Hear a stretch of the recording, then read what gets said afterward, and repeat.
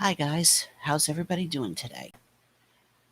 I hope you had a really restful evening. I hope none of you were tearing your hair out over the elections, but that you chose to remember and put into action that God's the one in control, that we're not here to place our trust in a donkey or an elephant or any human being, but that we choose to rest in the one who is always in control and knows what he's doing and is still on the throne. We need to remember that, guys, even in the midst of this craziness. And while we don't know the results of this election, and we don't know when we're going to know the results, no, again, God is in control, that he knows what he's doing, that he's taking care of us, and that he's got the last say in all of this. I thought this morning's devotions was rather interesting because it reminded me of something I did quite a while back on taking time to smell the roses. And I want to share something out of Ecclesiastes with all of you guys because I think it's important. Uh, there's something really interesting in this passage of Ecclesiastes chapter 4 that I believe needs to be shared in this. And I'm going to read it.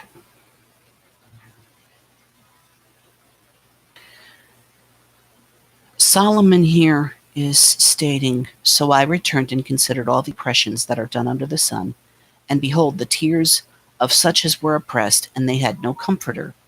On the side of their oppressors there was power, but they had no comforter.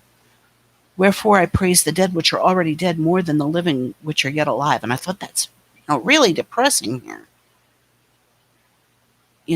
But then I go to verse 4, and he says, "Again I considered all travail, and every right work, for that for this is a man is envied of his neighbor. This is also vanity and vexation of spirit.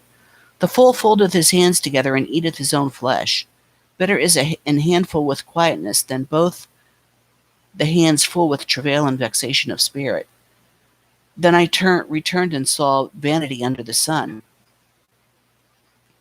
It says, "There is one alone, and there is not a second. Yea, he hath neither child nor brother, yet there is no end of all his labor, neither is his eye satisfied with riches. Neither saith he, For whom do I labor and bereave my soul of good? This is also vanity, yea, it is a sore travail. Two are better than one, because they have a good reward for their labor. For if they fall, one will lift up his fellow, but woe to him that is alone when he falleth, for he hath not another to help him up. Again, if two lie together, they have heat, but how can one be warm alone? If one prevail against him, two shall withstand him, and a threefold cord is not quickly broken. Better is a poor and a wise child than an old and foolish king who will no more be admonished." I thought this was interesting, and I encourage you to read the whole chapter, but I was looking at this and then reading what Agur is saying in Proverbs chapter 30, how he uses some interesting examples to show God's design, to show God's creativity, to show how God is in control, how he uses things like the ant.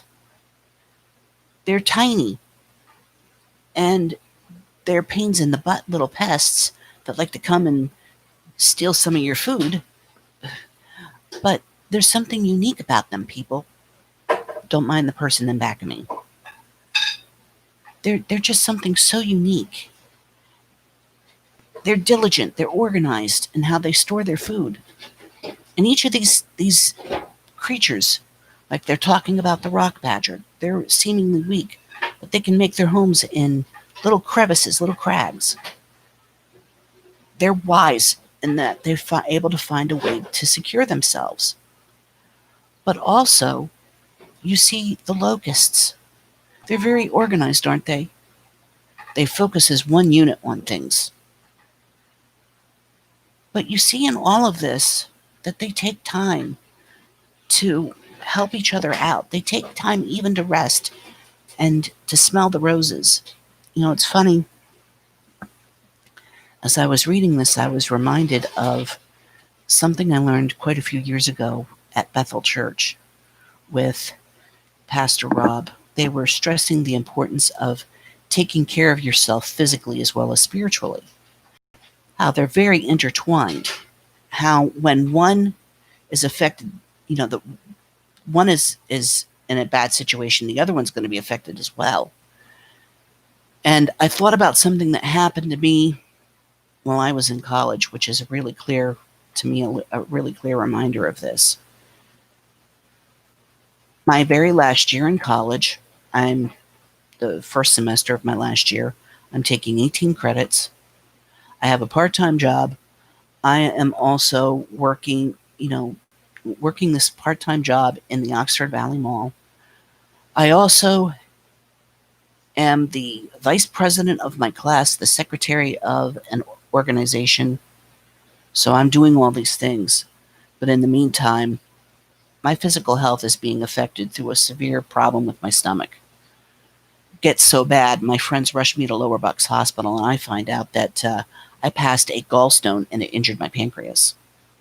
I wound up in the hospital for a week. And while I was in there, even afterwards, I had a whole lot of time to think. And I needed to really take some time and unload myself of all the responsibilities that I put on myself. I still kept the 18 credits, but I stopped being a part of the organization, and I cut back on a lot of my responsibilities so that I could recuperate, but also it gave me some time to rest. It gave me some time to really think about the importance of taking better care of myself physically. And when I read this passage of scripture and I read this morning's devotions, I was not only thinking about that, for which I have a link for that I've put on here, but I thought about this morning's passage of scripture. I thought about, how the writer is putting the seemingly mundane into this, and how they mention these seemingly trivial things like, ants, roosters, and locusts and such, but yet these are all part of God's creation. God has an intricate design with all these guys, that God has a purpose with each and every one of them. But also, they know when to rest. They know when it's time to quit for the day. They know how to have fun. I volunteer at a no-kill shelter for cats, and I see how God uses these little furry creatures and how they act on their instinct. They get into all kinds of craziness at the rescue. They crack me up. But I see how God uses them, how God has them designed on instinct, that they act on that instinct, pursuing something, or chasing each other, or doing whatever it is that cats do. And I just find it amazing. I even find it amazing with my own kitty, Isabella. I find it amazing how right now, in case you're wondering, the head of our maintenance here in our apartment complex is replacing or fixing our lower shelves. Well, we have these things wide open right now, and earlier, Isabella just waltzed right in there and just sat there and was like, "Hi, how are you?" That's how cats are. She knows when to have fun, and I thought about that. I looked at especially poor Elijah, after all he did, and then his life gets threatened and he gets scared. He just gets so depressed and burnt out emotionally. And we get that way. And that's where we need to really take time to rest and recharge. And that's what God did for him in different ways, through being fed by an angel.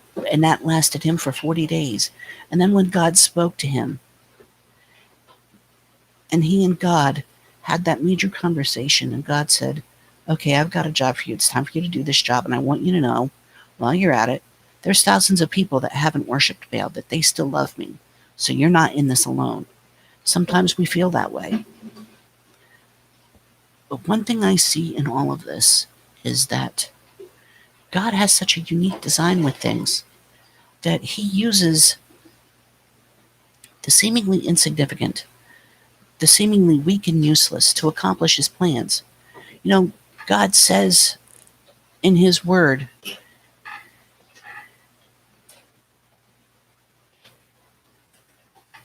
that he uses the world, or what the world considers foolishness, to confound the so-called wise. In particular, the ultimate thing is he uses the fact, the preaching of the cross in particular. He says the preaching of the cross is to them that perish foolishness, but to those that are saved, that get saved, it's the power of God. I found that very interesting. I found that so interesting because, in short, the foolishness of God is wiser than men, and the weakness of God is stronger than men. You know, I think about that, and I think of how God uses the foolish things, the seemingly insignificant things, to accomplish his plan. I know he's going to use this election in particular, people. I know he's going to use this election to accomplish things for his honor and glory. I don't know how, but I'm going to trust God on it. What about you? But I'm also not going to sweat the small stuff. I'm going to trust God, as these verses I posted here state. I'm going to seek God first in his righteousness. I'm going to trust him for all of my needs. I'm not going to work myself into a frenzy. I'm not going to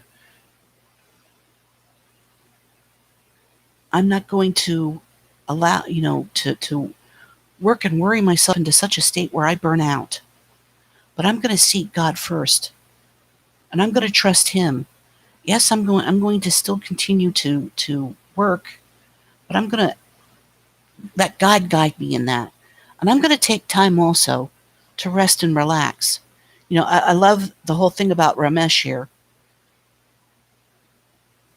He needed the honest words of his wife, the counsel of friends, and just some obscure passages of scripture like out of Proverbs 30 to remind him of the importance of taking time to rest. He was so excited and on fire for God. And I know what that's like. You know, there's nothing wrong with being on fire for the Lord. Absolutely not. But there's always, take time to rest. Take time to focus on yourself and your relationship with God. It's not about quantity, it's quality, people. That's something I'm learning, and I pray that you'll see that too.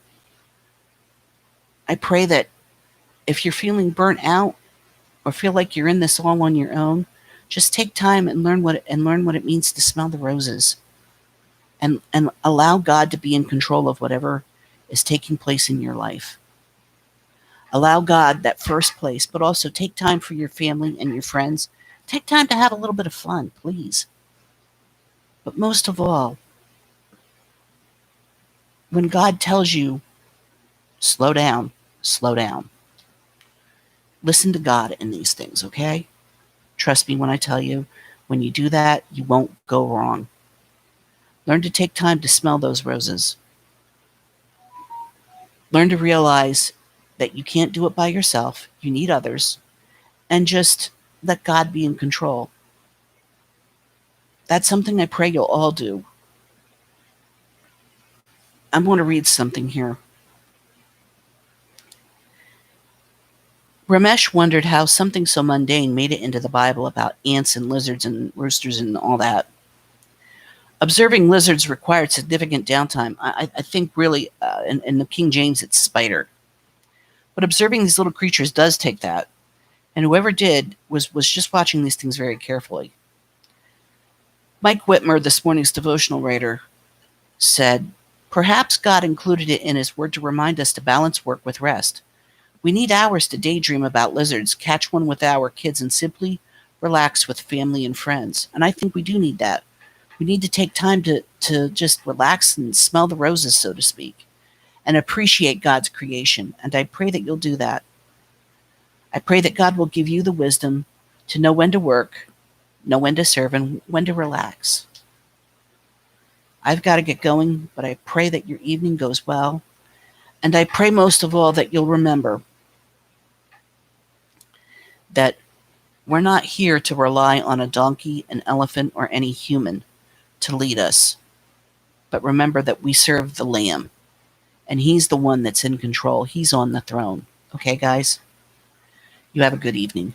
Bye for now.